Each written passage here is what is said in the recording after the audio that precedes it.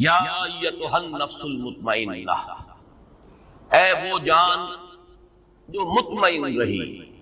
یہ تو اس کا لفظی ترجمہ ہوا، لیکن جیسا کہ میں نے عرض کیا انسانی نفسیات کے بہت ہی اہم حقائق ہیں جو اس ایک لفظ کے پردے میں چھپے ہوئے. یہ وہ مضامین ہیں جو میں نے اپنے درس کے دوران مختلف مواقع پر بیان کیے ہیں، لیکن جیسے میں نے اس سال اپنے تنظیم اسلامی کے سالانہ اجتماع میں بھی اور انجمن کے محاضرات میں بھی کوشش کی کہ بعض جو بنیادی اور اہم مضامین ہیں ہمارے دین کے اور قرآن حکیم کے جو بنیادی تھیمز ہیں ان پر میں نے اپنی سوچ کو اپ ڈیٹ کیا، اور آخری جو نتائج ہیں آج کی تاریخ تک وہ میں نے گویا کہ کوشش کی کہ میں انہیں ایک ترتیب کے ساتھ بیان کروں. وہی بات میں کرنا چاہتا ہوں اس نفس مطمئنہ کے حوالے سے. نفسیات انسانی کے ضمن میں بعض حقائق جو پہلے وقتاً فوقتاً بیان ہوئے ہیں آج ذرا انہیں ترتیب کے ساتھ اگرچہ اختصار موجود ہے. سب سے پہلے یہ نوٹ کیجئے کہ نفس کا لفظ قرآن مجید میں 3 معنی میں آیا ہے. ایک اس کے معنی ہے کوئی شخصیت، مکمل شخصیت، کسی کی ذات پوری کی پوری ذات. اب شخصیت انسان کی بھی ہے اور ایک شخصیت، ایک ذات اللہ تعالیٰ کی بھی ہے. لہذا یہ لفظ اگرچہ انسانی شخصیت کے لیے تو قرآن مجید میں بے شمار مرتبہ آیا ہے، لیکن میں صرف یہ نوٹ کرا لینا چاہتا ہوں کہ اللہ کے لیے بھی لفظ نفس آیا ہے. حالانکہ ایک اعتبار سے یہ نفس جو ہے گھٹیا معنی میں استعمال ہوتا ہے، یعنی نفس امارہ، لیکن یہ ہے کہ اللہ تعالیٰ کی ذات کے لیے بھی یہ لفظ قرآن مجید میں 4 مقامات پر ہے، کیونکہ اس سے مراد ہے ذات باری تعالیٰ، ایک پوری شخصیت جس کو اقبال نے اپنے لیکچرز میں کہا ہے دی انفائنائٹ ایگو، وہ جو ایک خودی ہے. انائے کبیر وہ ایک ذات ہے، وہ ایک شخصیت ہے. وہ صرف کوئی وجود مطلق نہیں ہے، وہ صرف کوئی روح کائنات نہیں ہے، وہ صرف کوئی بے جان مادہ نہیں ہے، بلکہ ایک شخصیت ہے، ایک ذات ہے، مکمل شخصیت، مکمل ذات، انائے کبیر، وہ جو انفائنائٹ ایگو. چنانچہ یہ نوٹ کر لیجئے سورہ آل عمران کی آیات نمبر 28 اور نمبر 30 میں 2 مرتبہ یہ الفاظ آئے وَيُحَذِّرُكُمُ اللَّهُ نَفْسَهُ، اللہ ڈراتا ہے تمہیں اپنی ذات سے، یعنی اللہ کی ذات سے. اللہ تعالیٰ تمہیں ڈرا رہا ہے کہ اس سے ڈرو، مجھ سے ڈرو. یہاں پر اللہ کی ذات کے لیے 2 مرتبہ نفس کا لفظ آیا ہے وَيُحَذِّرُكُمُ اللَّهُ نَفْسَهُ. اسی طریقے سے سورہ انعام میں بھی 2 جگہ پر، آیت نمبر 12 ہے اور آیت نمبر 54. آیت نمبر 12 میں فرمایا کتب علی نفسہ الرحمہ، اللہ تعالیٰ نے اپنی ذات پر واجب کر لی ہے رحمت. رحمت کو اس نے اپنی ذات پر، اپنے آپ پر واجب کر دیا.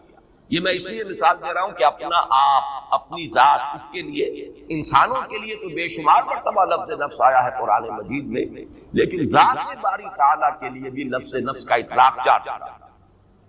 سورہ انعام کی آیت نمبر 54 میں فرمایا کتب ربکم علی نفسہ الرحمہ، تمہارے رب نے اپنی ذات پر، اپنے آپ پر رحمت واجب کی، لکھ لی. تو یہ 4 مقامات ہیں قرآن مجید کے جن میں ذات باری تعالیٰ پر بھی لفظ نفس کا اطلاق ہے. اور ایک اس وقت ذہن میں آیا ہے کہ یہ نوٹ کرا دوں کہ یہ اصول میں نے بارہا عرض کیا ہے کہ اہم مضامین قرآن مجید میں 2 دفعہ ضرور آتا ہے. اب دیکھیے یحذرکم اللہ نفسہ 2 جگہ آتا ہے ایک ہی صورت میں سورہ آل عمران. کتب علی نفسہ الرحمہ یا کتب ربکم علی نفسہ الرحمہ، یہ بھی 2 مرتبہ آ گیا سورہ انعام. تو ایک مفہوم تو لفظ نفس کا ہے کسی کی شخصیت، کسی کی ذات، پوری کی پوری شخصیت پر لفظ نفس کا اطلاق. دوسرے معنی میں انسان کی شخصیت کے حیوانی پہلو پر اس لفظ کا اطلاق آتا ہے. اب اس کے پیچھے وہ پورا فلسفہ جو میں بارہا بیان کر چکا ہوں کہ قرآن مجید سے جو رہنمائی ملتی ہے وہ یہ ہے کہ انسانی شخصیت کمپوزٹ ہے، مرکب وجود ہے انسان کا. ایک اس کا حیوانی وجود ہے، وہ خاکی الاصل سے، زمین سے، مٹی سے، کرسٹ آف دی ارتھ سے جو ہے یہ وجود میں آیا ہے، کلے سے. اور ایک اس کا روحانی وجود ہے، وہ عالم امر سے متعلق ہے، اس کا ایک خصوصی ربط اور تعلق ہے ذات باری تعالیٰ کے ساتھ. وَنَفَخْتُ فِيهِ مِن رُوحِي، یہ دونوں بڑے متضاد ہیں اپنے تقاضوں کے اعتبار سے اور اپنے اوریجن کے اعتبار سے.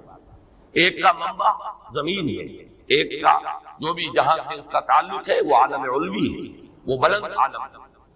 اس میں یوں سمجھ لیجئے کہ انسانی شخصیت کا جو حیوانی پہلو ہے اس کے لیے لفظ نفس آتا ہے۔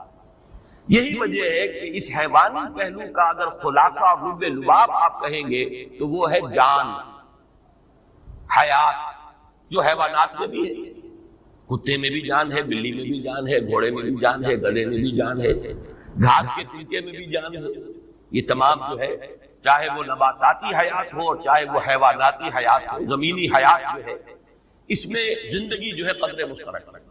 انسان کا بھی جو حیوانی وجود ہے وہ صرف جسم نہیں ہے، حیات، یہ زندگی جو ہے یہ ہے در حقیقت جو حیوان انسان۔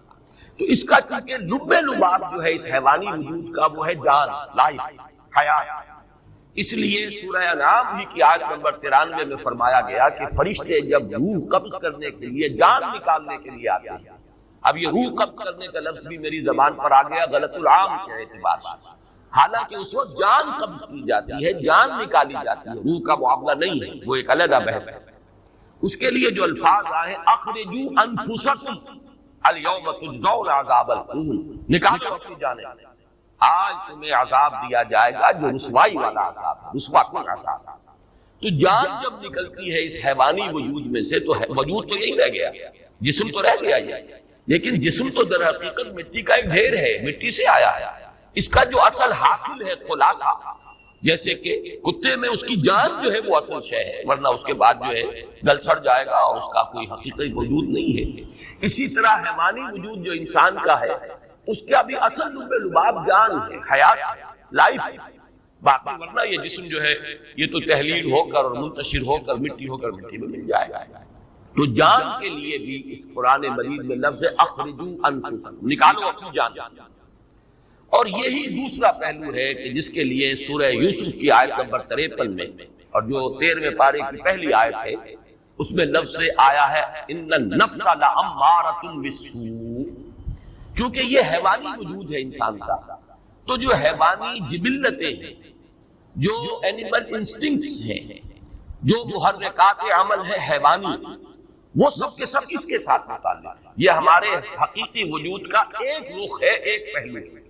یہ آدھا وجود ہے انسان کا جو حیوانی وجود ہے، اس اعتبار سے اس کے لیے نفس کا لفظ آیا، لیکن نفس کے ساتھ صفت آئی ان النفس لامارۃ بالسوء، جس کے لیے کہ ہمارے ہاں عام طور پر، خاص طور پر صوفیانہ لٹریچر میں نفس امارہ کا لفظ استعمال ہوتا ہے، حالانکہ قرآن مجید میں یہ ترکیب اس طور سے نہیں آئی، النفس الامارہ یہ لفظ نہیں آیا، ان النفس لامارۃ بالسوء، یعنی یہ جو حیوانی نفس ہے انسان کا یہ تو لازماً برائی کا حکم دے گا۔ کیوں دے گا؟ اس لیے کہ یہ اینیمل انسٹنکٹس جو ہیں یہ بلائنڈ ہیں۔ انسان کو بھوک لگتی ہے، پیٹ کھانے کو مانگتا ہے، اسے اس سے غرض نہیں ہے کہ وہ حلال کھانا کھا رہا ہے یا حرام کھا رہا ہے، اسے تو اپنی بھوک کی سیٹسفیکشن درکار ہے۔ پھر یہ کہ وہ فی نفسہ ہی وہ گوشت جو ہے چاہے بکری کا ہے اور چاہے وہ سور کا ہے، نفس کو تو اس سے بھی تعلق نہیں۔ پھر بکری کا بھی ہے تو وہ حلال ذریعے سے کمایا گیا یا حرام ذریعے سے کسی کی جیب کاٹ کر جا کر بکری کا گوشت خرید لیا گیا، ان چیزوں سے نفس کو بحث نہیں۔ اسے تو جو بھی ٹینشن اندر ڈیولپ ہو جاتا ہے، بھوک کا ٹینشن انسانی نفس کے اندر، اسے اپنی تسکین چاہیے اور وہ تسکین پیٹ کو بھرو۔ اسی طرح شہوت ہے، جنسی جذبہ ہے، وہ تو اپنی تسکین چاہتا ہے، گریٹیفیکیشن چاہتا ہے، اسے اس سے غرض نہیں حرام راستے سے ہو، حلال راستے سے ہو، برائی سے ہو، بھلائی سے ہو، جائز سے ہو، ناجائز سے، اسے اس کی کوئی غرض نہیں۔ تو یہ جو انسان کے جو حیوانی جبلتیں، حیوانی انسٹنکٹس ہیں، یہ جو اس کے محرکات عمل ہے حیوانی، یہ رجحانات و میلانات جو حیوانی ہیں، یہ چونکہ اندھے ہیں، انہیں خیر اور شر اور انہیں حلال و حرام اور جائز و ناجائز سے بحث نہیں ہے، لہذا ان کے لیے فرمایا گیا یہ تو برائی کا حکم دیں گے۔ پھر ان کے اندر بعض وہ جبلتیں بھی ہیں، جیسے کہ ایڈلر نے اس کو کہ آئیڈینٹیفائی کیا، دی ارج ٹو ڈومینیٹ، انسان چاہتا ہے کہ غلبہ حاصل کرے، دوسروں پر تفوق، حب تفوق۔ اب اس میں بھی انسان اندھا ہو جاتا ہے، جائز راستے سے ہو، ناجائز سے ہو، لوگوں کے حقوق تلف کر کے ہو، لوگوں پر اپنا جو ہے قہاری اور اپنے جبر کو مسلط کرنے سے ہو، لیکن چاہتا ہے انسان کہ اسے تفوق اور فوقیت حاصل ہو جائے۔ یہاں یہ نوٹ کر لیجئے کہ در حقیقت جدید نفسیات جو ہے وہ انسانی شخصیت یا نفسیات انسانی کے صرف اس پہلو سے بحث ہے، کیونکہ روحانی وجود اس کے دائرہ تحقیق و تفتیش سے خارج ہے، نظر آنے والا وجود یہی ہے، ایکسپیریمنٹ کا اگر موضوع بن سکتا ہے یہی وجود بن سکتا ہے. آج کل کی سائیکالوجی جو ہے وہ ایکسپیریمنٹل سائیکالوجی ہے، اس کا اصل اس کی اساس فزیولوجی پر ہے. علم عضویات جو ہے انسان کے جو اعضاء ہیں ان کا وظائف الاعضاء یہ اس کی بنیاد ہے، اور اس کے لیے سائنٹیفک اب تحقیقات ہوتی ہے. نظریاتی پہلو اس میں بہت کم رہ گیا ہے، اصل جو ہے عضویاتی پہلو ہے اور سائنٹیفک اور حقائق کے پہلو ہے. ظاہر بات ہے اس کا موضوع بنے گا انسان کا یہ حیوانی وجود. یہی ہے کہ جس کو آپ دیکھ سکتے ہیں، اس کی تحلیل کر سکتے ہیں، اس کا تجزیہ کر سکتے ہیں. تو یہ جو موضوع ہے جدید نفسیات کا، اس میں کوئی شک نہیں کہ ماننا پڑتا ہے کہ بہت سے ماہرین نفسیات جو ہیں، جدید نفسیات کے ماہر، انہوں نے واقعی بڑی گہرائی میں مشاہدہ کیا. اگرچہ جو اس پر انہوں نے پھر جو نظریات ڈیولپ کیے ہیں، چونکہ یکرخا مطالعہ ہے ان کا، انسان کی پوری شخصیت تو ان کے موضوع غور و فکر کا موضوع ہی نہیں ہے. انسان کا جو روحانی وجود ہے وہ ان کے دائرہ تحقیق و تجسس میں آتا ہی نہیں، لہذا وہ یک طرفی بات ہے. جیسے کہ دجال کے بارے میں، فتنہ دجالیت کے بارے میں کہا کہ وہ یک طرفہ ایک ترقی ہے انسان کی. مادی علم کی ترقی ہو رہی ہے، ٹیکنالوجی کی ترقی ہو رہی ہے، روحانیات و اخلاقیات جو ہے وہ پستی میں چلے جا رہے ہیں. ایک آنکھ والا معاملہ ہے، وہ آنکھ خوب کھلی ہوئی ہے. چاہے وہ فرائڈ ہو، چاہے وہ ایڈلر ہو، چاہے وہ میکڈوگل ہو، چاہے وہ ینگ ہو، چاہے وہ مارکس ہو، ان تمام مفکرین نے نفسیات انسانی کا جو جائزہ لیا ہے تو ایکویٹی آف آبزرویشن جس کو ہم کہیں گے، ایکویٹی آف ویژن، دیکھا بہت ایکیوٹلی مشاہدہ کیا، اس میں کوئی شک نہیں. لیکن یہ کہ اس پر پھر جو نظریات انہوں نے بنائے ہیں میں ان کی تائید نہیں کر رہا. اس وقت جو تحسین کر رہا ہوں وہ صرف ان کے گہرے مشاہدے ہیں. لیکن یہ کہ یہ بات نوٹ کر لیجئے کہ ان کا یہ سارا مطالعہ انسان کی حیوانی نفسیات سے متعلق ہے. انسان کی اصل انسانی نفسیات جن کو ہم کہہ سکتے ہیں کہ وہ انسان کے روحانی وجود سے متعلق ہے، اس کے ضمن میں وہ در حقیقت ان کی تحقیق اور جستجو کا میدان ہے. اب تیسری بات نوٹ کیجئے کہ اصلاً اسلام اور قرآن نے جو ہدایت ہمیں دی ہے اس کے بارے میں پہلی بات تو میں عرض کر چکا ہوں کہ یہ کمپوزٹ وجود ہے، حیوانی وجود اور ایک روحانی وجود. لیکن قرآن سے ہمیں یہ معلوم ہوتا ہے کہ ایک حقیقت اور ہے انسان کے اندر جو ان دونوں کے بین بین ہے. انسان کا ایک وجود روحانی وجود، ایک حیوانی وجود. حیوانی داعیات، حیوانی محرکات، حیوانی رجحانات، حیوانی میلانات، حیوانی محرکات عمل، روح، اس کے تقاضے، اس کی پل، وہ بلندی کی طرف لے جانا چاہتی ہے انسان کو، یہ پستی کی طرف لے جانا چاہتے ہیں انسان کو. لیکن ان دونوں کے مابین ایک پل اپورڈ ہے، ایک پل ڈاؤن ورڈ ہے. دونوں کے مابین ایک اور لطیف حقیقت ہے انسانی وجود کی جس کو کہا جاتا ہے قلب. اب یہ لطیف حقیقت کا جو لفظ میں نے استعمال کیا ہے، صوفیہ اسی کو استعمال کرتے ہیں لطائف. لطائف ثلاثہ کا میں قائل ہوں کہ قرآن مجید سے مجھے ان کا ثبوت ملا ہے. بعض صوفیہ نے لطائف خمسہ، لطائف ستہ، وہ اور بھی کچھ چیزیں ہیں کہ جن پر گفتگو کی ہے. لیکن بہرحال میں یا تو یہ کہ یہ سمجھ لیجئے کہ میں اپنے قصور فہم کا اعتراف کر رہا ہوں. بہرحال مجھے قرآن مجید کے اندر ان کا سراغ نہیں ملا. نفس جس کے بارے میں چکا اور جدید ماہرین نفسیات کی ساری گفتگو، بحث، تفتیش، تجسس وہ صرف اسی سے متعلق. لطیفہ روح جو بلند اور لطیفہ قلب. اب میں آپ کو پہلے یہ عرض کر دوں کہ ان کا ایک بڑا ہی ایک ربط قائم ہوتا ہے جو فرائڈ نے جو 3 لیولز معین کیے ہیں انسانی شخصیت کے. اور یہ میں نے جیسا کہ ابھی عرض کیا کہ میں اس کے مشاہدے کی گہرائی کا اور ایکویٹی آف آبزرویشن کا بہت قائل ہوں. اگرچہ جو نظریات پر اس نے بنائے ہیں وہ بڑے گمراہ کن ہیں، لیکن بنیادی آبزرویشن صحیح. انسانی نفس میں اس کے محرکات کے اعتبار سے 3 لیولز آئیڈینٹیفائی کیے فرائڈ نے. لوسٹ ہے اڈ اور لیبیڈو. اڈ یا لیبیڈو یہ کیا ہے؟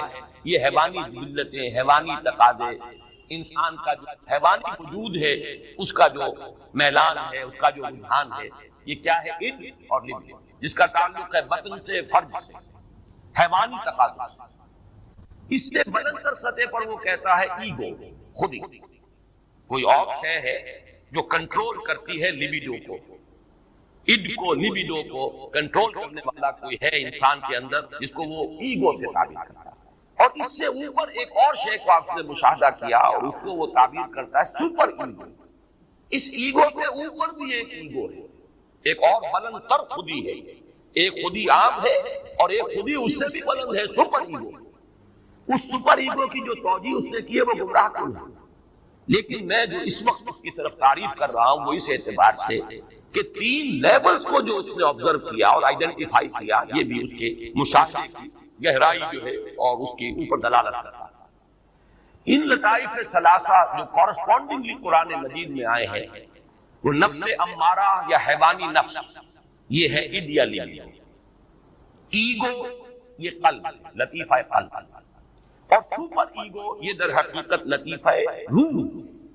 یہ 3 لطائف ہیں انسان کے اندر۔ اب نوٹ کیجئے اس کو، روح کا مسکن ہے قلب، روح مکین ہے قلب، اور باقی پورا وجود حیوانی جو ہے وہ گویا کہ وہ انسان کے ایڈیا لیبیڈو سے عبارت ہے، وہ نفس امارہ۔ اب قرآن مجید جو ہمارے سامنے حقائق بیان کرتا ہے ان کو اگر اس ترتیب سے میں بیان کروں تو یوں ہے کہ قلب منبع ارادہ، ہمارے وجود میں ارادہ جو ہے اس کا منبع اور سرچشمہ دل ہے، قلب۔ وہ جو غالب نے کہا جانتا ہوں ثواب طاعت و زہد، پر طبیعت ادھر نہیں آتی، دل نہیں مانتا، دل نہیں راغب ہو رہا، دل مان جائے تو بس اور پھر تو ہر معاملہ درست ہو جائے گا۔ یہ دل جسے ہم کہتے ہیں یہ قلب منبع ارادہ۔ البتہ اس قلب کے اوپر، اور دیکھیے لفظ قلب کیا ہے، قلب کا مادہ ہے جس کے معنی ہے بدلنا۔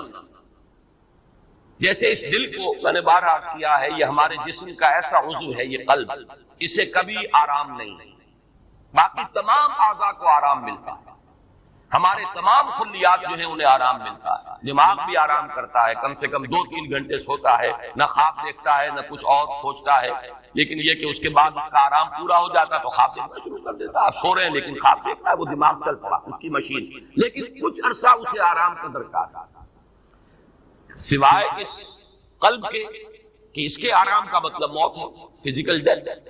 لہذا یہ ہر وقت کبھی سکڑ رہا ہے اور کبھی وہ پھیل رہا ہے، اس کے لیے ہر وقت تبدیلی کی کیفیت ہے، تو اس سے بھی ایک اس کے لفظ کا مناسبت قائم ہوتی ہے اس کی حقیقت کے ساتھ۔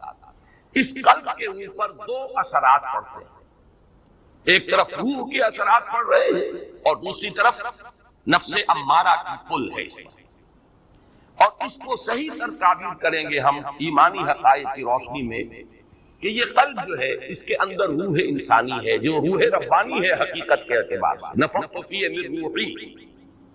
یا تو یہ قلب جو ہے شفاف آئینے کے مانند ہوتا ہے جس میں سے اس روح کے انوار چھن چھن کر پورے وجود کو نورانی بنا دیتا ہے۔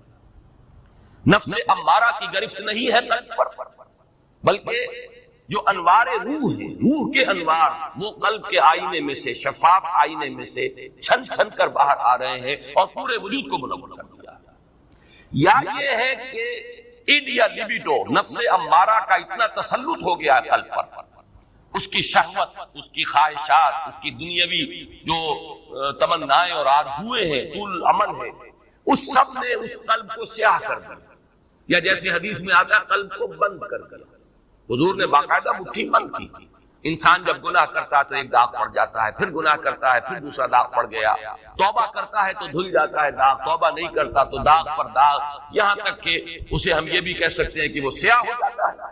اگر سیاہ ہو گیا ہے تو اب روح جو ہے اندر دفن ہو گئی، اس کا نور اب نکل کر وجود انسانی میں سرایت نہیں کر سکتا۔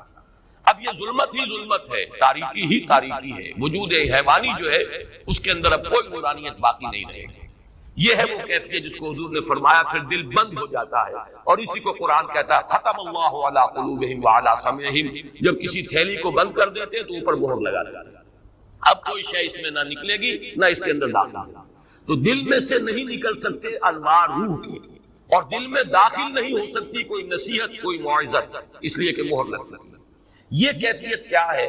یہ وہ کیفیت ہے کہ قلب انسانی پر فیصلہ کن غلبہ ہو گیا ہے، جو حیوانی میلانات ہیں، ظلمات نفس ہیں، انہوں نے ایسا تسلط کر لیا ہے کہ یا تو یوں کہیے کہ اس پر کوٹنگ آ گئی ہے، سختی آ گئی ہے دل کے اوپر، یا وہ دل کا جو باہر کا حصہ ہے وہ اتنا سیاہ ہو گیا ہے، اتنا بند ہو گیا ہے دل کہ اب اندر جو روح ہے وہ دفن ہو رہی ہے۔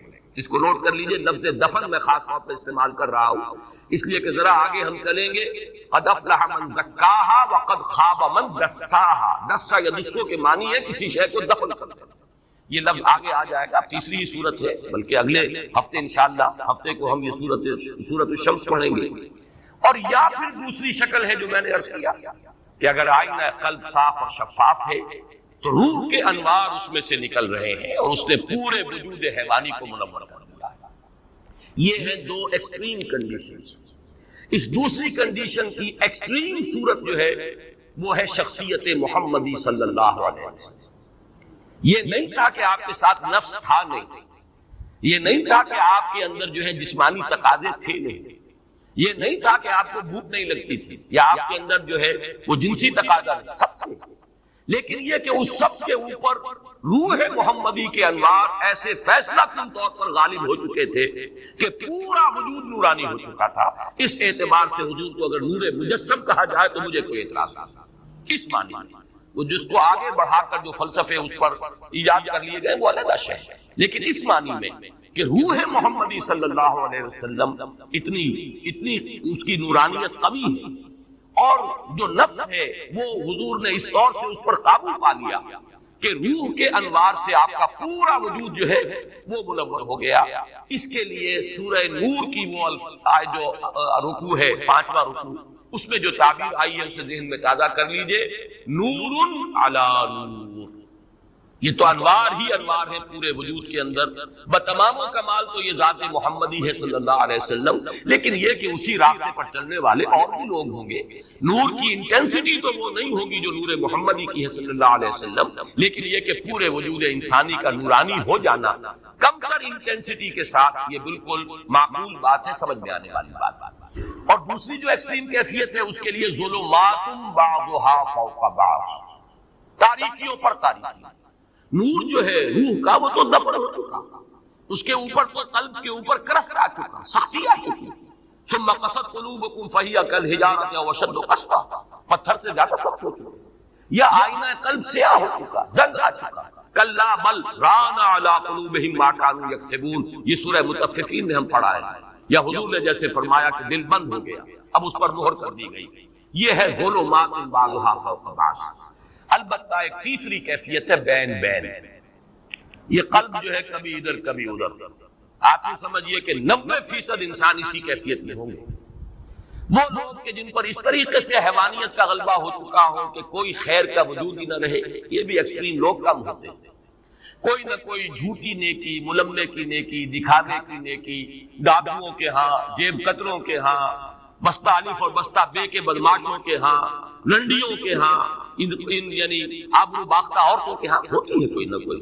محرم آیا تو کالے کپڑے پہن کر اور وہ سبیلیں لگائیں گی اور آئیں گی اور تازیوں میں کچھ نہ کچھ ہے، اپنے نفس کو دھوکہ دینے کے لیے کوئی نہ کوئی خیر جو ہے اس کا انسان اہتمام کرتا ہے۔ اسی کا ذکر آ رہا ہے سورہ بلد، احلقت مالا لبدا، میں نے تو بڑا مال لگا دیا، خرچ کر دیا، میں نے تو خیر کے کاموں میں، بھلائی میں، مسکینوں کو کھلانے میں بڑے بڑے لنگر کھولے۔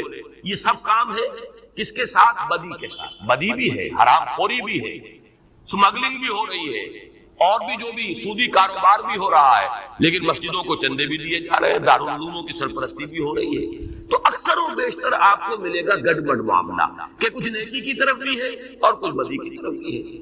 یہ ہے جس کو قرآن تعبیر کرتا ہے نفس لوامہ، لا اقسم بیوم القیامہ ولا اقسم بالنفس اللوامہ، اس لیے کہ یہ روح جو ہے اس کا اثر کیا ہوتا ہے انسان پر؟ یا تو مثبت اثر ہے، نیکی کی طرف کھینچتی ہے، اس لیے کہ اس کا منبع جو ہے وہ خیر کل ہے، ذات باری تعالیٰ سے اس کا تعلق ہے تو خیر کی طرف بلائے گی۔ دوسرے یہ، اور اسی اعتبار سے مغرب کے فلسفے میں ڈیوائن اسپارک کا جو لفظ آتا ہے، ادب، انسان کے اندر ایک روح ملکوتی ہے، ایک شعلہ ملکوتی ہے، حیوانات سے ممتاز ہو جاتا ہے انسان اس اعتبار سے کہ انسان کے اندر ایک شعلہ ملکوتی موجود ہے، ڈیوائن اسپارک۔ حیوان کوئی ایسا نہیں ہوگا، کوئی کتا اپنی ہڈی پر دوسرے کتے کو بس پڑتے نہیں آنے دے گا، لیکن انسان ہو سکتا ہے کہ ایک روٹی اس کے پاس ہو اور کوئی اور بھوکا آئے تو وہ آدھی اس کو دے دے یا چوتھائی دے دے، کچھ نہ کچھ دے دے۔ معلوم ہوا کہ انسان حیوان سے ممیز ہے، انسان کے اندر کوئی اور شے ہے، حیوانی جبلتوں اور حیوانی تقاضوں سے بلند کر کوئی حقیقت انسان کی ہے، جس کو کہ مغرب کے ادیبوں نے بھی مانا، اس سے کہا ہے کہ وہ ڈیوائن اسپارک ہے۔ بہرحال نفس، یہ جو روح ہے انسان کے اندر، اس کا مثبت تقاضا کیا ہے؟ خیر کی طرف دعوت، اور منفی اس کا مظہر کیا ہے؟ جب انسان کسی برے کام کا ارتکاب کرتا ہے تو ملامت، اسی کو آپ کہتے ہیں کانشنس، اسی کو آپ کہتے ہیں ضمیر، اسی کو قرآن نے کہا ہے نفس لوامہ، لا اقسم بیوم القیامہ ولا اقسم بالنفس اللوامہ، یہ نفس لوامہ ہے۔ تو گویا کہ یہ جو ہماری صوفیانہ اصطلاحات ہیں، نفس امارہ، نفس امارہ سے مراد ہمارا حیوانی وجود، جو بلائنڈ ہے اسے خیر شر سے، حلال حرام سے، جائز ناجائز سے کوئی بحث نہیں۔ اگر یہ غالب آ گیا تو ظلمات بعضھا فوق بعض، کوئی ملمے کی نیکی بھی نظر نہیں آئے گی، جھوٹ موٹ کی بھی کوئی روشنی نظر نہیں آئے گی۔ اور دوسرا کیا ہے؟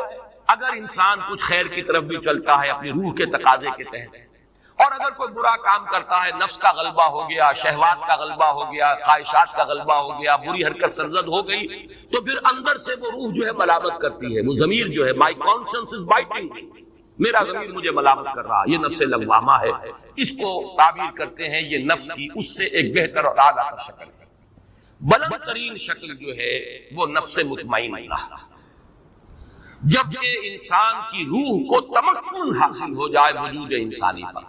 نفس ہے لیکن نفس اب انسان کو ڈکٹیٹ نہیں کر سکتا، غلط راستے پر نہیں لے جا سکتا، جس کو حضور نے تعبیر کیا ہے، کیونکہ اس کی کافی مثال میں عرض کر چکا ہوں، صرف ذات محمدی ہے صلی اللہ علیہ وسلم، کہ حضور نے جب فرمایا کہ ہر انسان کے ساتھ ایک شیطان ہوتا ہے، اور کسی نے بڑی ہمت کی جو پوچھ لیا کہ حضور کیا آپ کے ساتھ بھی شیطان ہے؟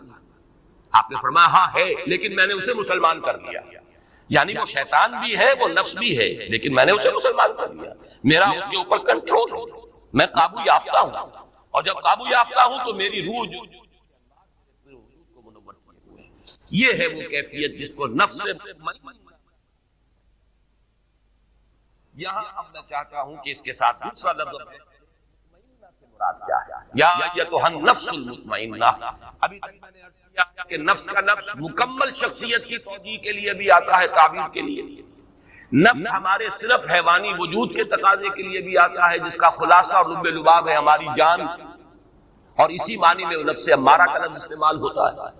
پھر نفس بحیثیت کل جب آئے گا تو نفس مطمئنہ یہ پوری انسانی شخصیت کی وہ کیفیت کہ جس میں انسان کا لطیفہ روح جو ہے اس درجے غالب آ چکا ہے پورے وجود پر کہ وہ لطیفہ نفس جو ہے وہ ہوتے ہوئے بھی غیر مؤثر ہو گیا، اور تمکن حاصل ہو گیا اس کے پورے وجود پر، حکمرانی اور تسلط جو ہے وہ ہو گیا ہے اس کے روحانی۔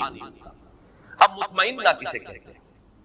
اطمئنان، یہ ہم اردو میں اس کو لکھتے ہیں تو اطمینان لکھتے ہیں یہ کے ساتھ، عربی میں اصل میں یہ لفظ ہے اطمئنان حمزہ کے ساتھ۔ هو الاستقرار والثبات، کسی چیز پر جم جانا، یہ ہے در حقیقت اطمینان کا اصل مطلب۔ اس اطمینان کے دو رخ ہیں، اور یہ میں اس مرتبہ اپنے حقیقت ایمان والی بحث میں ایمان کا امن سے تعلق اس میں تفصیل سے بیان کر چکا ہوں اس مرتبہ کے محاضرات میں۔ انسان کو دو قسم کے اطمینان درکار ہے، ایک ذہنی اطمینان، اور اس کو ہم ذہنی سکون سے بھی تعبیر کرتے ہیں، ایک قلبی اطمینان یا قلبی سکون، اسے اطمینان کہیں، سکون کہیں، امن کہیں، تینوں الفاظ یہاں ہم معنی ہو جائیں گے۔ ذہنی اطمینان، قلبی اطمینان، ذہنی سکون، قلبی سکون، ذہنی امن اور قلبی امن۔ ذہنی امن کیا ہے؟ اس کائنات کے جو اصل بنیادی حقائق ہیں ان پر انسان کا دل ٹھک جائے، اللہ ہے، اللہ ہے، مجھے یقیناً اس کے حضور میں جانا ہے، میں وہیں سے آیا ہوں، انا للہ و انا الیہ راجعون، میری اصل زندگی آخرت کی زندگی ہے، مرنے کے بعد بھی اٹھنا ہے۔ یہ جب ہے ہو جاتا ہے، اب اس میں شکوک نہ رہے، شبہات نہ رہے، وہ بات نہ ہو کہ ان نظن الا ظنا وما نحن بمستيقنين، گمان سا تو ہوتا ہے لیکن یقین نہیں ہوتا، یہ نہیں، بلکہ جسے کہا گیا سورہ حجرات میں انما المؤمنون الذین آمنوا باللہ ورسولہ ثم لم یرتابوا، پھر شک ہرگز نہ کرے. یہ ہے ذہنی اطمینان. انسان کو معلوم ہے میں کہاں سے آیا ہوں، کہاں جا رہا ہوں. مبدأ و معاد، جس کے لیے میں نے وہ شعر سنایا بارہا کہ اگر یہ انسان کو معلوم نہیں تو اس کی مثال اس بے لنگر کے جہاز کی سی ہے. ایک ایسا مسافر جسے یہی معلوم نہیں میں چلا کہاں سے تھا، میرا گھر کہاں ہے اور جا کہاں رہا تھا، جس کی یادداشت کہیں میموری جو ہے اس کی کہیں اثناء سفر میں اس کی زائل ہو گئی، اسے یاد ہی نہ رہا. اس کی کیفیت کیا ہے؟ نہ ہاتھ باغ پہ ہے نہ پا ہے رکاب میں. البتہ یہ کہ وہ رخش عمر جو ہے وہ چل رہی ہے. رو میں ہے رخش عمر، کہاں دیکھیے تھمیں کیا معلوم کہاں جا کے رک جائے گا. یا جس کی بہتر تعبیر یہ ہے کہ نہ ابتدا کی خبر ہے نہ انتہا معلوم، رہا یہ وہم کہ ہم ہیں تو یہ بھی کیا معلوم. یہ اسکیپٹسزم ہے، ایگنوسٹسزم ہے، لا ادریت ہے، احتیاطیت ہے، اس شکوک ہے، شبہات ہے، کسی شے پر یقین نہیں. یہ ذہنی خلجان ہے انسان کا. اور قلبی اطمینان کیا ہے؟ قرآن مجید کی اصطلاح میں اس کا نام ہے زوال خوف و حزن. نہ خوف رہے نہ حزن رہے. کچھ نہیں ہوگا جب تک کہ اللہ کا اذن نہ ہو. وہ میرا مولا ہے، ہوا مولانا، تو کس بات کا خوف؟ جو ہوگا خیر ہوگا، اس لیے کہ بیدک الخیر، اللہ کے ہاتھ میں خیر ہے، تو ڈر کس کا؟ اور جو کچھ ہوا اس کے کیے سے ہوا، اس کے فیصلے سے ہوا، اس میں یقیناً خیر ہے. راضی برضائے رب، اللہ کی رضا پر انسان راضی ہے. زوال خوف و حزن یہ ہے قلب کا اطمینان. تو نفس مطمئنہ اصل میں اسے کہا جائے گا. یہ در حقیقت معرفت اور ایمان ہی کی انٹینسٹی کا نام ہے. اسی کے لیے دوسری اصطلاح احسان ہے. احسان اس کا عملی پہلو ہے اور اس کی داخلی کیفیت جو ہے وہ اطمینان والی، ذہن بھی مطمئن اور دل ٹھکا ہوا، دل بھی قائم. اس کے اندر خوف اور حزن کے کیفیتیں جو ہے وہ سوائے جیسے کہ میں نے کل عرض کیا تھا ایک طبعی سا اثر.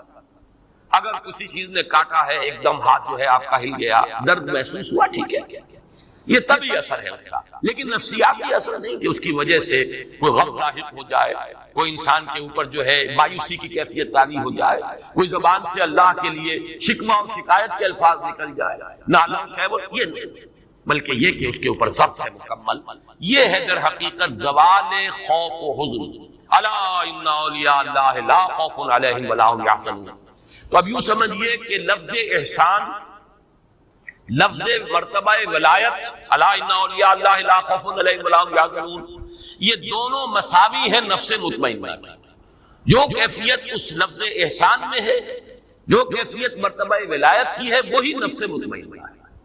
البتہ اب آخری بات جو اس کے لیے میں عرض کرنا چاہتا ہوں وہ یہ ہے اس صورت میں خاص تعلق کیا ہے اس نفس مطمئنہ کا. یا ایتھا النفس نفس المطمئنہ، اس کا تعلق اس صورت کے ساتھ کیا ہے وہ نوٹ کر لیجیے. میں نے عرض کیا تھا اس سورہ مبارکہ یعنی سورۃ الفجر کی بنیادی مرکزی اہم ترین آیات کیا ہے؟ فَأَمَّا الْإِنسَانُ إِذَا مَا ابْتَلَاهُ رَبُّهُ فَأَكْرَمَهُ وَنَعَّمَهُ فَيَقُولُ رَبِّي أَكْرَمَنِ وَأَمَّا إِذَا مَا ابْتَلَاهُ فَقَدَرَ عَلَيْهِ رِزْقَهُ فَيَقُولُ رَبِّي أَهَانَنِ. اور میں نے کل لفظ ایک استعمال کیا تھا کہ پینڈولم ہے. جیسے اب تو وہ گھنٹے رہے نہیں، وہ جو کوئی بڑا گھنٹہ جو ہے دیواروں پر ہوتا تھا اور اس کا پینڈولم کبھی دائیں بائیں مسلسل چل رہا تھا. یہ پینڈولم سمجھیے کہ انسان پر جو حالات وارد ہوتے ہیں اس دنیا میں، اگر خوشگوار حالات ہیں، کھانے کو فراوانی سے مل رہا ہے، آسائش ہے، آرام ہے، شہرت بھی اچھی ہے، دنیا میں عزت بھی ہے، اب خوش ہے انسان، دل کی کلی کھلی ہوئی. ذرا تکلیف آ گئی، ذرا مصیبت آ گئی، تنگی آ گئی، کوئی اور کسی اعتبار سے نقصان ہو گیا، اب انسان پر گھٹن طاری ہو گئی اور اس کی ایک مایوسی کی سی کیفیت طاری ہو گئی. یا تو پھولے نہیں سما رہا یا مایوس ہو گیا. یہ ہے پینڈولم. جتنا جتنا اس پینڈولم کا سوئنگ زیادہ ہوگا اتنا ہی انسان معرفت سے محروم اور حقیقت سے محجوب. یہ انورسلی پروپورشنل ہوگا معاملہ. جتنی معرفت میں بلندی ہوگی، ترقی ہوگی، پینڈولم کا سوئنگ کم ہو جائے گا، یہاں تک کہ معرفت کا ایک مقام وہ آئے گا چٹان کے مانند انسان کھڑا رہا، کوئی کیفیت اس پر اثر انداز نہیں ہوگی. جیسے چٹان ہے، کوئی بہت زوردار دریا ہے اور اس کی موجیں آ کر تھپیڑے لگا رہی ہیں، اس چٹان کو کوئی نقصان نہیں، اس پر کوئی اثر نہیں. یا کوئی بڑا سا پتھر بھی آ گیا لڑکتا ہوا پانی کے اندر، دریائے کنہار میں تو نظر ہی آ جائے گا آپ کو، لیکن اس چٹان سے کیا کرے گا؟ سر پھوڑے گا اور خود چل دے گا، خود ٹوٹ جائے گا، چٹان کا کچھ نہیں کہہ سکتے۔ وہ چٹان کے مانند بدلتے ہوئے حالات میں انسان اگر قائم ہے، یہ ہے نفس مطمئن۔ خوشی آ گئی تو ٹھیک ہے، اللہ کا فضل ہے، اللہ کا شکر ہے، لیکن یہ کہ اس کے اوپر اترانا، فرح فخور نہیں، یہ کیفیت نہیں ہوئی۔ اسی طرح تکلیف آ گئی، اللہ کی طرف سے ہے، آزمائش ہے، اس میں بھی میرا کوئی خیر مضمر ہے۔ اگر کوئی عزیز فوت ہو گیا، اللہ کی شے سے اللہ نے لے لی، جیسے کہ میں نے کئی مرتبہ آپ کو سنایا، میرے والد مرحوم نے اپنا مشاہدہ بیان کیا، حالانکہ وہ کوئی زیادہ مذہبی شخصیت نہیں تھے، خاص طور پر یہ تصوف کے کوچے میں ان کا کوئی بھی ان کا گزر نہیں تھا، لیکن ایک بزرگ تھے ہمارے حصار میں جو میرا قصبہ ہے، ذاتی میری پیدائش کا مقام بھی ہے، اور وہیں تقریباً یوں سمجھیے کہ زندگی کے 15 برس گزرے ہیں۔ تو وہاں ایک بزرگ تھے مظفر علی خان، اور ان کے پھر یہ جو خلیفہ تھے عبد الصمد خان، وہ ہیں جو رینالہ خود میں دفن ہیں، اور جن کے نام کی تختی لگی ہوئی ہے، مسلم مسجد کا سنگ بنیاد انہوں نے رکھا تھا۔ ان کے جو بزرگ تھے، ان کے جو مرشد تھے مظفر علی خان، ان کا مشاہدہ والد صاحب نے خود بتایا ہے۔ 1919 میں غالباً کوئی پلیگ آئی تھی یا کوئی بہت بڑا انفلوئنزا آیا تھا، بڑی ایک وبائی کیفیت تھی۔ 2 جوان بیٹے ان کے، اور یہ کیمبل پور کی طرف کے پٹھان تھے، یعنی سرخ و سفید رنگت کے بڑے خوبصورت 2 بچے۔ ایک دن ایک گیا، اگلے دن دوسرا گیا۔ والد صاحب کہتے ہیں کہ میں ان کے پاس گیا ہوں، خیال تھا یہ کہ کچھ دیکھیں گے، لوگ تعزیت کر رہے ہوں گے، لیکن ان کا چہرہ جیسے ہمیشہ دمکتا ہوا ہوتا تھا ویسے ہی دمکتا ہوا اس دن کے۔ کوئی تعزیت کرتا تھا تو کہتے ہیں بھائی ٹھیک ہے، کوئی بات نہیں، اللہ کی چیز تھی، اللہ نے لے لی، وہ کہیں ختم تو نہیں ہو گئے، اللہ کہاں چلے گئے؟ یعنی یہ کہ موت زندگی کا وقفہ ہے، یعنی آگے بڑھیں گے دم لے کر۔ جہاں میں اہل ایمان صورت خورشید جیتے ہیں، ادھر ڈوبے ادھر نکلے، ادھر ڈوبے ادھر نکلے، فرق کیا ہے؟ آپ کا بچہ امریکہ چلا گیا ہے، آپ کو کوئی رنج اور افسوس تو نہیں ہوتا؟ اسی طریقے سے اگر بچہ فوت ہو جائے تو وہ کہیں ختم تو نہیں ہو گیا، وہ چلا گیا ہے، دوسرے عالم میں منتقل ہو گیا۔ صرف یہ کہ امریکہ اسی عالم کی ایک جگہ ہے، وہ عالم دوسرا ہے، وہ انسین ہے، وہ ہمارے لیے اس وقت غیب کے پردے میں جو ہے وہ مشکور۔ یہ کیفیت ہے اصل میں نفس مطمئنہ۔ میں اس کے لیے آج 4 آیتیں آپ کو سنانا چاہتا ہوں، یہ پینڈولم کا سوئنگ جو ہے اس کو ذہن میں رکھیے۔ سورہ بنی اسرائیل کی آیت نمبر 83، وَإِذَا أَنْعَمْنَا عَلَى الْإِنسَانِ أَعْرَضَ وَنَأَىٰ بِجَانِبِهِ، جب ہم اس انسان پر نعمتوں کی بارش کرتے ہیں تو اعراض کرتا ہے، ہمیں بھول جاتا ہے، پہلوتی ہی کر جاتا ہے۔ وَإِذَا مَسَّهُ الشَّرُّ كَانَ يَئُوسًا، اور جب کوئی تکلیف آتی ہے بالکل مایوس ہو کر، چرمر ہو کر رہ جاتا ہے کہ اب کوئی اس کی زندگی میں نہ کوئی عزم ہے نہ ارادہ ہے، کمر ہمت ٹوٹ گئی۔ یہ ہے وہ جو میں جس کو کہہ رہا ہوں پینڈولم کا سوئنگ۔ اسی طرح سورہ شورى میں فرمایا وَإِذَا أَذَقْنَا الْإِنسَانَ مِنَّا رَحْمَةً فَرِحَ بِهَا، جب ہم انسان کو اپنے پاس سے رحمت کا مزہ چکھاتے ہیں تو فرح فخور اتراتا ہے، پھولے نہیں سماتا۔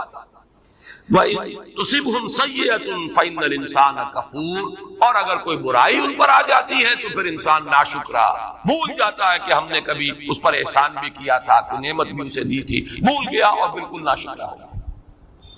اسی طرح سورہ ہود میں فرمایا وَلَئِنْ أَذَقْنَا الْإِنسَانَ مِنَّا رَحْمَةً ثُمَّ نَزَعْنَاهَا مِنْهُ إِنَّهُ لَيَئُوسٌ كَفُورٌ، اگر ہم انسان کو اپنی طرف سے رحمت کا مزہ چکھاتے ہیں پھر سلب کر لیتے ہیں اس سے، وہ نعمت چھین لی، پھر وہ بالکل مایوس اور ناشکرا ہو کر رہ جائے گا۔ سورہ حامی مسجدہ میں فرمایا لا يسأم الانسان من دعاء الخير وان مسه الشر فيئوس قنوط، انسان خیر کی طلب میں تو لگا ہی رہتا ہے، مانگتا ہی رہتا ہے اللہ تعالیٰ سے، لیکن اگر کہیں تکلیف آ گئی تو پھر وہ بالکل مایوس، یئوس فعول کے وزن پر بالکل مایوس، اور اسی میں آپ کو معلوم ہے اسی کیفیت میں بہت سے لوگ خودکشی کر جاتے ہیں۔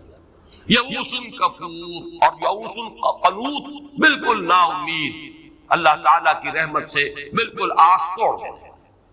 یہ ہے اصل میں وہ پینڈولم کا سوئنگ۔ یہ سوئنگ جتنا زیادہ ہے انسان معرفت سے اتنا ہی محروم ہے، محجوب عن الحقائق۔ جتنی جتنی معرفت بڑھتی چلی جائے گی، ایمان کی روشنی سے باطن منور ہوتا چلا جائے گا، اتنا ہی یہ پینڈولم جو ہے اس کی سوئنگ کم ہو جائے گی، یہاں تک کہ ایک مقام وہ بھی ہے کہ چٹان کے مانند انسان کھڑا ہو۔ اگرچہ ہے تو وہ ایک گانا اور فلمی گانا، لیکن یہ کہ لا محالہ میرے ذہن میں وہ آ جایا کرتا ہے، اس لیے کہ غالباً وہ فلمی گانا نہیں ہے۔ ویسے یہ کہ پنکج ملک نے بھی گایا تھا اس کو، اور مجھے وہ بہت پسند ہے۔ اب تو اگرچہ سال بیت گئے، کبھی سننے کا موقع نہیں ہوا، لیکن سیگل کی آواز میں بھی سردی گرمی نرمی سختی ایک سانچے میں ڈھال، جگ میں چلے پون کی چال۔ ایسے ہوا چلتی ہے، انسان دنیا میں ایسے رہے، ہوا متاثر نہیں ہوتی۔ سردی گرمی نرمی سختی، کبھی نرمی آ گئی، کبھی سختی آ گئی، کبھی گرمی آ گئی، کبھی سردی آ گئی، لیکن متاثر نہ ہو انسان۔ بازار سے گزرا ہوں خریدار نہیں، ایسے گزر جاؤ۔ یہی بات ہے جس کو مختلف پیرایوں میں کہا گیا ہے، کافر کی یہ پہچان کے آفاق میں گم ہے، اور مومن کی یہ پہچان کے گم اس میں ہے آفاق۔ ہوا جو ہے وہ اوپر ہی اوپر چل رہی ہے، وہ بدلتے ہوئے حالات سے زیادہ متاثر نہیں ہوتی، لیکن زیادہ صحیح لفظ اس کے لیے چٹان ہے۔ چٹان کے مانند انسان کی اندرونی شخصیت کھڑی ہوئی ہو، متاثر نہ ہو بدلتے ہوئے حالات سے۔ یہ ہے یا ایتھا النفس المطمئنہ، اس کے لیے وہ نوید ہے، اس کے لیے خوش آمدید تہنیت۔ ارجعی الی ربک راضیۃ مرضیہ، یہ الفاظ بارہا آئے ہیں۔ رضی اللہ عنہم ورضوا عنہ، اللہ ان سے راضی، وہ اس سے راضی۔ دنیا میں بھی راضی برضائے رب تھے، اور آخرت میں بھی اللہ تعالیٰ انہیں راضی کر دیں گے۔ وَلَسَوْفَ يُعْطِيكَ رَبُّكَ فَتَرْضَىٰ وَلَسَوْفَ يَرْضَىٰ، سورۃ اللیل ختم ہوگی اس پر، وَلَسَوْفَ يَرْضَىٰ، اور سورۃ الضحیٰ میں آئے گا وَلَسَوْفَ يُعْطِيكَ رَبُّكَ فَتَرْضَىٰ۔ بندے سے اللہ راضی اور بندہ اپنے رب سے راضی۔ اس دنیا میں راضی برضائے رب، برون کشید زپیچا کے ہست بود مرا، چے اقدہا کے مقام رضا کشوش مرا۔